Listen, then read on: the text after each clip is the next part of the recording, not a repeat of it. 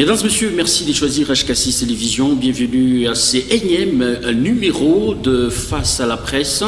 Il sera question de passer en revue toutes les questions brillantes d'actualité de la République démocratique du gouvernement. Que faut-il attendre du gouvernement, Judith Toulouka? Ce serait quoi le grand défi ou encore le défi majeur à relever? Nous parlerons également du bureau définitif de l'Assemblée provinciale du Haut-Katanga, chapeauté désormais par l'honorable Michel Kaboué. Nous allons chuter avec l'élection de gouverneurs partout à travers la République démocratique du Congo. Un point particulier sera mis sur le Haut-Katanga, et pour décortiquer toutes ces préoccupations, nous avons le plaisir de recevoir pour la première fois sur ces plateaux M. Baye Précieux Kabongué.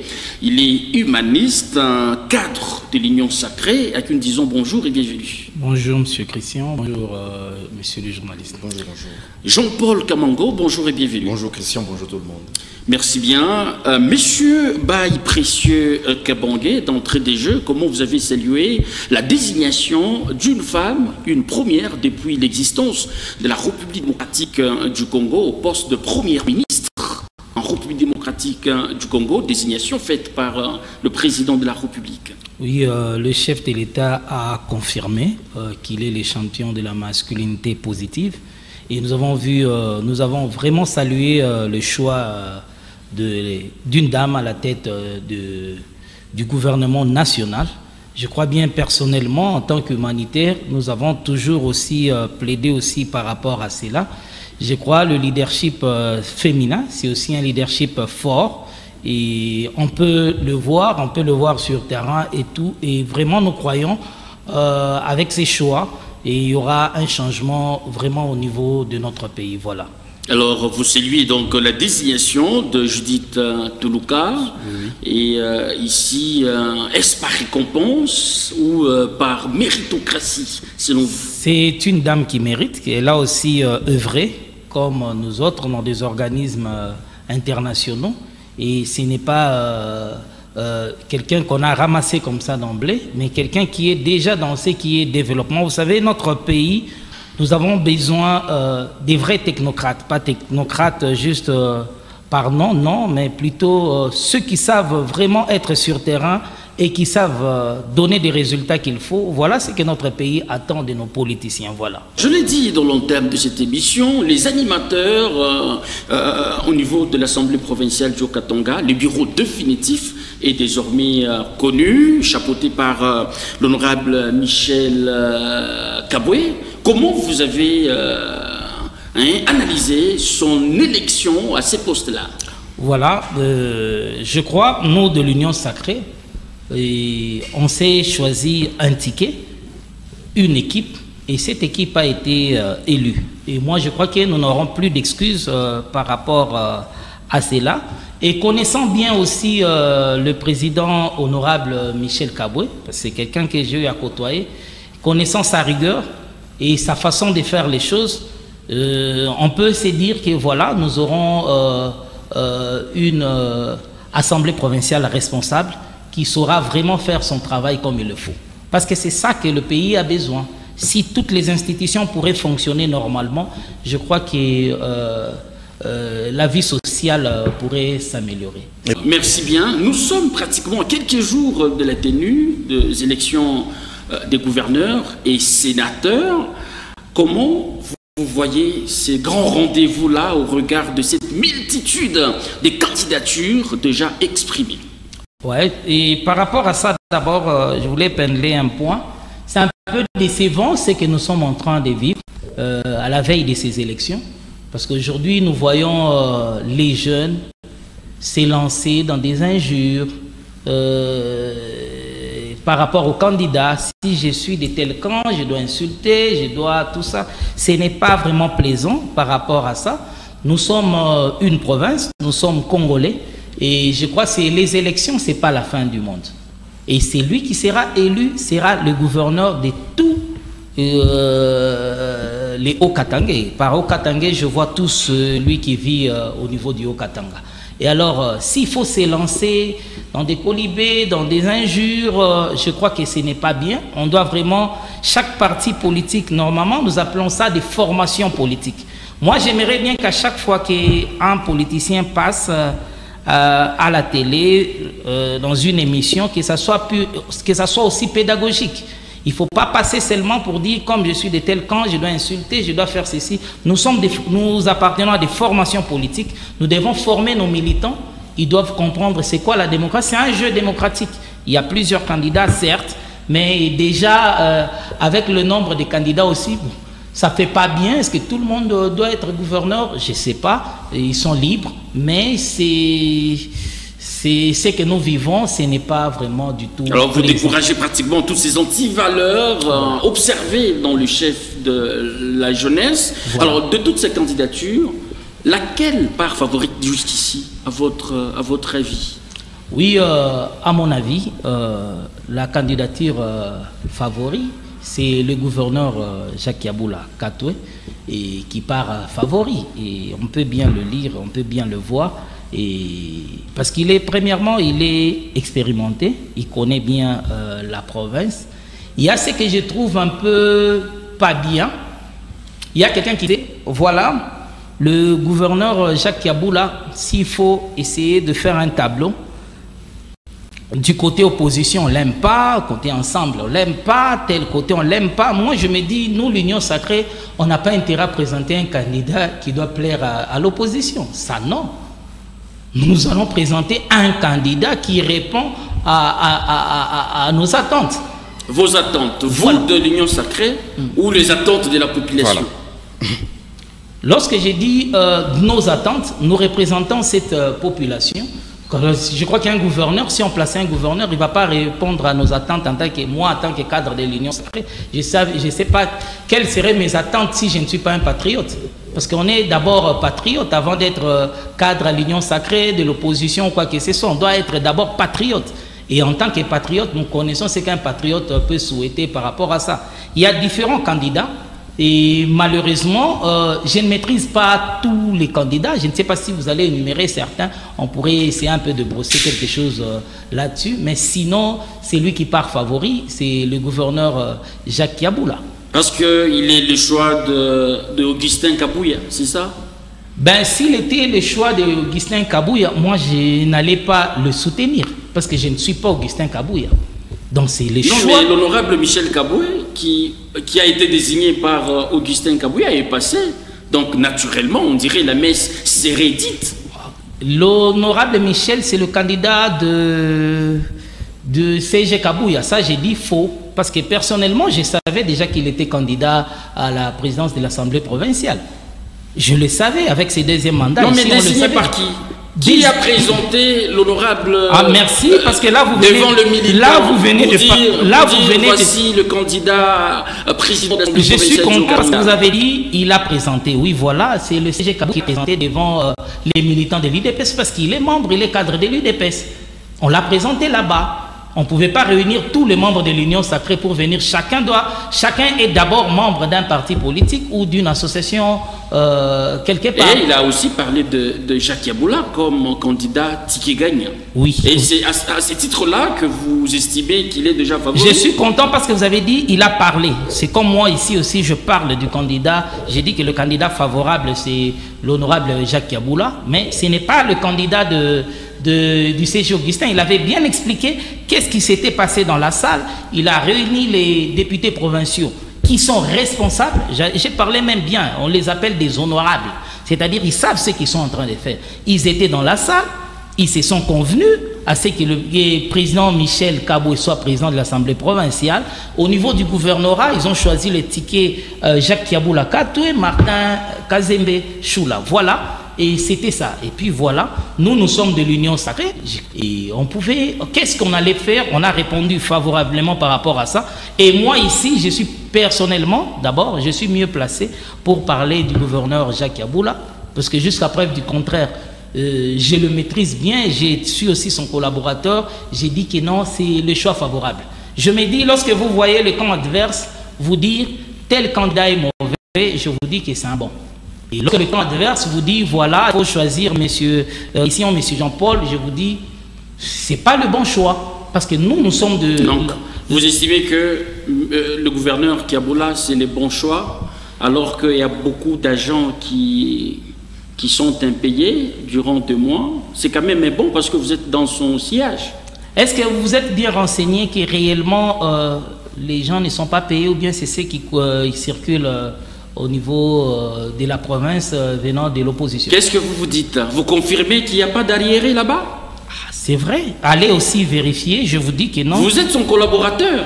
À nous les questions et vous donner des réponses. Je vous dis il n'y a pas d'arriéré là-bas. Mais je vous dis, il y a des... Je donne un exemple, je choisis un service, je prends le bureau d'études par exemple. Qui a été... Voilà.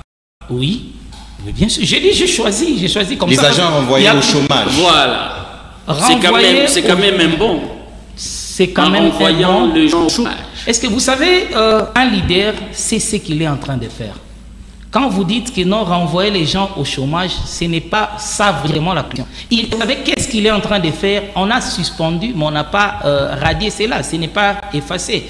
Et en ces moments, tous ces gens-là, je crois qu'il n'y a personne qui peut passer pour dire que non, il y a ces arriérés là-bas, il n'a rien reçu. De quoi parlez-vous, je parle du bureau d'études. Je parle du bureau d'études. Ici, on vous informe que nous sommes en contact permanent avec les agents. Je répète encore. Et ils vous regardent. Je le dis encore au moment où je vous parle. Contactez, j'ai donné un exemple du bureau d'études, contactez un membre qui a été dans l'équipe qui venait de passer et il vous dira qu'il n'y a pas d'arriéré.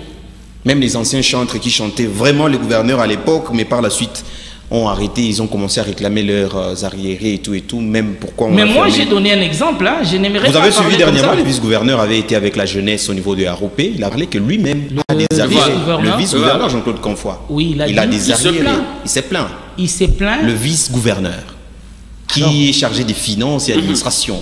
Et il dit qu'il n'est pas... Il a des arriérés. Je ne sais pas commenter par rapport au vice-gouverneur. Je ne sais pas comment il est arrivé jusqu'à dire ça. Si vous dites, vous-même, vous avez dit que c'est lui qui gère les finances. C'est ce que vous avez dit? Normalement, ce qui est prévu. Mais ce n'est pas lui qui les gère dans le Haut-Katanga, on dirait. Ah mais non. Pendant tous ces temps ici, il s'est tué.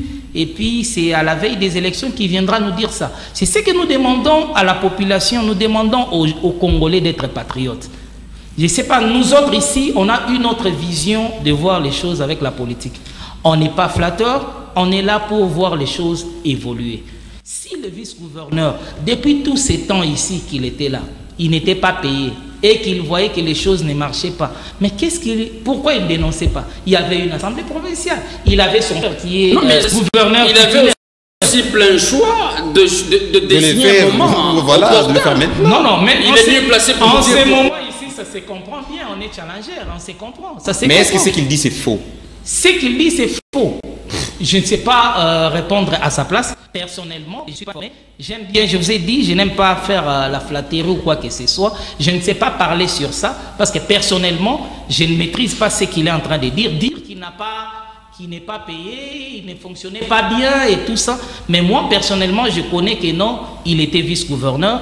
Il y a des dossiers qui tombaient chez lui et il y a des rapports qui passaient. Il donnait même des injonctions aux agents sur place par rapport à sa parcelle de pouvoir. Alors, en fait, c'est ça. Disons que Jacques Kaboula est accusé de tout ce qu'il avait été accusé pendant ces 5 ans passés. Oui. Le voyez-vous changer positivement s'il avait été mauvais, changer positivement pour récupérer ou alors séduire cette fois-là la population congolaise, vous personnellement? Vous savez, le problème qui tue le Congo, qui gangrène notre classe politique, je veux vous dire clairement, c'est un problème du casting.